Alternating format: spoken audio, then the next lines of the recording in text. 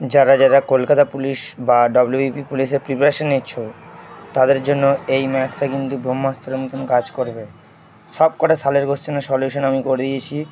এবার তোমরা যদি এটাকে বুঝতে চাও তাহলে আমাকে কমেন্টে জানাবে, আমি তোমাদেরকে এটা বোঝানোর ভিডিও ছাড়বো। এখন এই সলিউশনগুলো আছে সব কটা সালের কোশ্চেন, নিজেরা মিলিয়ে দেখে নিতে পারো।